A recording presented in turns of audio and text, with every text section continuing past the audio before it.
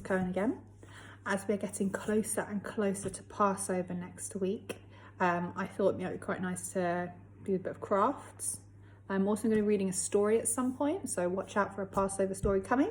But I thought it'd be good to do some crafts. Now, I taught this to some other children this morning, and it works so well. So I'm really excited to show you guys as well. So, as we know, the story of Passover is all about the Jews who were they were slaves in Egypt, and they ran away and they got themselves free. But there, of course, there was a long process in between that. Okay, there was the fact that there was a really evil guy. His name was Pharaoh. And Pharaoh wouldn't let the Jewish people go, as much as Moses tried to say, come on, let my Jewish people go, let my people go. Pharaoh just kept saying, no, you're not going. I need you to build my pyramids. I need you to do all this hard work for me. So God decided he'd send 10 things. Who knows what those 10 things are? That's right. The 10 plagues, which were 10 really awful things to almost try and scare the Egyptians, so that the Egyptians and the Pharaoh would be like, okay, I've had enough of all this stuff. Please just go. Okay, so sent 10 things. The first one, blood.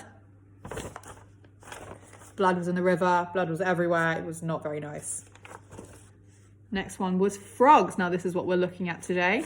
Frogs in Hebrew, svadea. Can everyone say svadea? Cool. Frogs. The next one was lice. Lice everywhere, lice in the hair. It was so itchy. Imagine like constant lice in your head, and they weren't the ones that didn't do anything. They were the one that really itched. Then wild animals. Suddenly wild animals appeared all over the street. Can you imagine just, sitting in your house and suddenly you see a tiger just coming through your window? Something like that. Okay, wasn't very nice. Then it was the cattle disease. So all the cattle in those days were, it was food, it was ways of transporting things. And suddenly they just went thump, which wasn't very good. So the cattle disease was not good for farmers. It wasn't good for anyone. By this point, Pharaoh was getting a little bit upset, but he was like, do you know what? I can handle this. I can still do this. No problem. So he kept going. God said, okay, you think you can keep going? No problem. So God sent 5 more. Boils on their skin. So really thick red spots which hurt. And when you rub your hand over them, they hurt. It was horrible. And they started appearing on people's faces, on their arms, on their legs, on their cheeks. It was not very nice. Then came the hail, but this hail was something different. This hail was not normal hail. This hail was fire hail. Okay, it would come pounding down from the sky, and it would end up hitting people in the head, on their arms. It was not very nice at all, and it would give people headaches when they hit it on their head, because it was fire hail. It wasn't just normal. And they weren't just those little ones that we get here. They were rocks about this big that would come coming straight down from the sky. Okay, so it wasn't very nice at all. Then locusts. Now, it doesn't seem very much. Locusts come like grasshoppers. It doesn't seem very nice to have locusts everywhere, but when they come all together, the sound of them is so awful, and they make a noise, and they get in your ear, and they come near you. It's not very nice, and they can come in swarms. I was at a Seder meal once, where someone brought live locusts in a jar to help us to experience what was going on, and it was not very nice at all. They're not pretty things. Okay, so imagine thousands of them in your house, in your fingers. It's all horrible.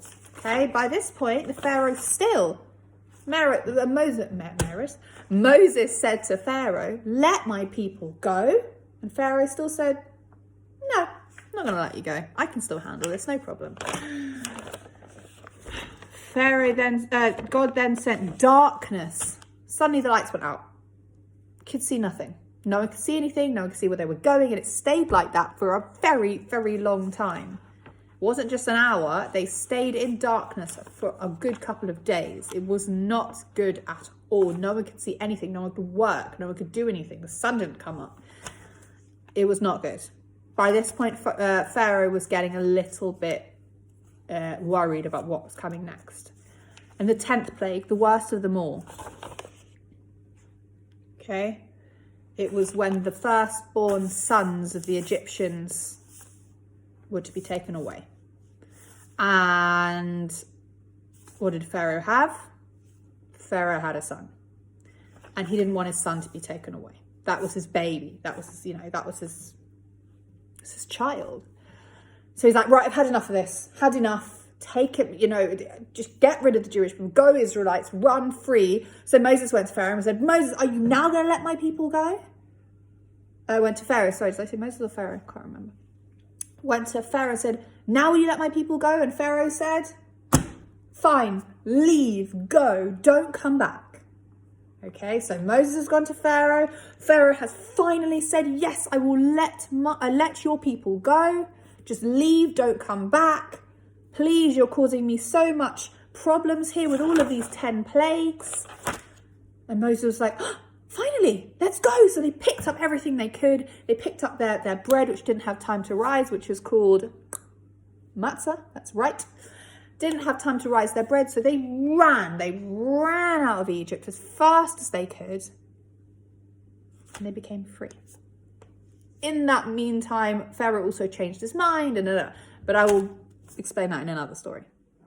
Okay, so today we're going to be focusing on Mr. Frog here, Svadea, in Ivrit. This is one I made earlier. They are really cute. Now, of course, you can make them as more detailed and complicated. Older children, I'm looking to see how many of these. So I made 4 joining hands. Can you make 6? Can you make 8? I had a 6-year-old in my last one make one with 10. I don't know how he did it, but he did it. Okay, let's see. But this is the kind of standard. If you can also make just a little 2 one as well, which is really, really sweet. All you're going to need for this is, let me clear my desk. All you're going to need for this is a piece of newspaper, okay? If you don't have newspaper, a bit of magazine, thinner the better, because it's easier to cut. And I'll show you what you're going to do with it afterwards, okay? Thinner the better. Thick card doesn't work. You can use paper, that's fine, okay? You might need an adult to help you to cut as we start folding it, because it gets a bit thick, okay? You might want to choose to paint this green. Okay, paint it green, decorate it green. If you want to have a pink frog, why not? Go for that too. Okay, so you either can paint your piece of paper, let it dry, of course, then start doing this activity. Or if you have already a green piece of paper, that's fine. Or you might want to make your frogs, like I did here, and then decorate it afterwards. It's up to you, whatever you want to do, okay?